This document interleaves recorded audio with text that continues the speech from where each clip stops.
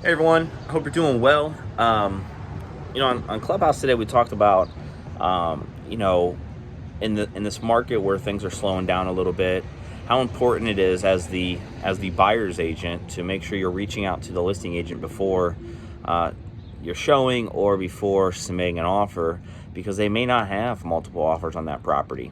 And one of the agents came up and was asking, what do you kind of do when the listing agent doesn't want to give you any information? And that's a great question, because my job as the buyer's agent is to pull as much information out of the listing agent as possible, so I can kind of give my client a good idea of the situation that we're going into.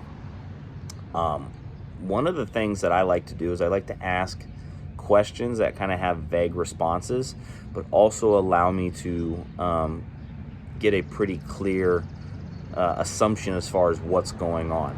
And an example of that would be, hey, let's just say a house is listed for $500,000. Hey, do you have any offers yet on the table? Yes, we have a couple. Okay, cool. Is it over 3?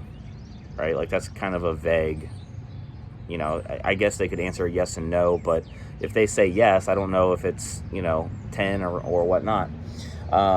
Or let's just say you want to figure out what the price is, right? Hey, with multiple offers, in that same example as a $500,000 house, hey, is the highest offer you have a 5.2 in front of it?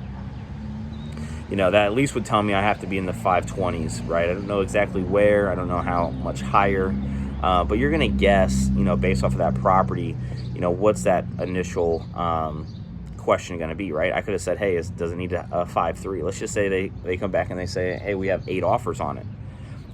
My question would be, okay, hey, great, I know you can't tell me exactly where price is going to be, but does it have to have a 5.5 in front of it?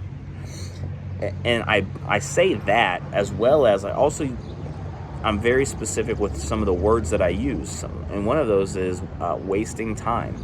Hey, just because I don't want to waste your time and your seller's time, I know kind of what my buyer's limits are. Does that offer have to have a 5.5 in front of it in order for it to be viewed as a competitive offer, right?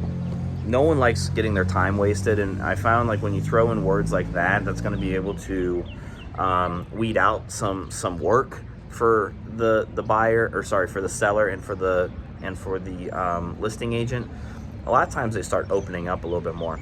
Another thing, I also like to ask is, hey, I know price is important. It's probably one of the leading indicators of whether or not our offer is going to get accepted. But outside of price, are there any other terms that the sellers absolutely want to see in an offer? And again, hey, I don't want to waste your client's time, and I would love to give them exactly what they're looking for. Outside of the highest price, is there anything else that your sellers are looking for in an offer?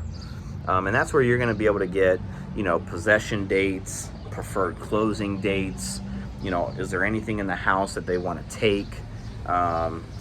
Is appraisal gap coverage important to the seller? Is an escalation clause important or not important to the seller?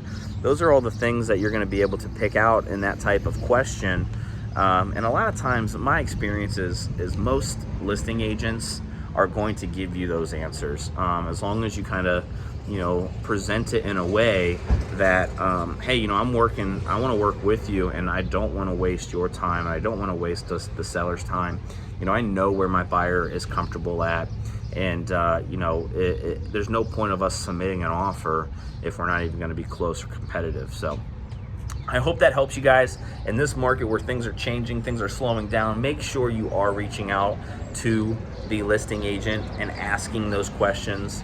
It's super important for your client, because they may not have to be as aggressive on their offer. They may be able to get it for something that's within their range that they're comfortable doing, and not have to go so crazy to win. So hope that helps. Would love to hear any feedback, any of your suggestions of how to get some answers out of a listing agent who's a little hesitant to pass that information on to you.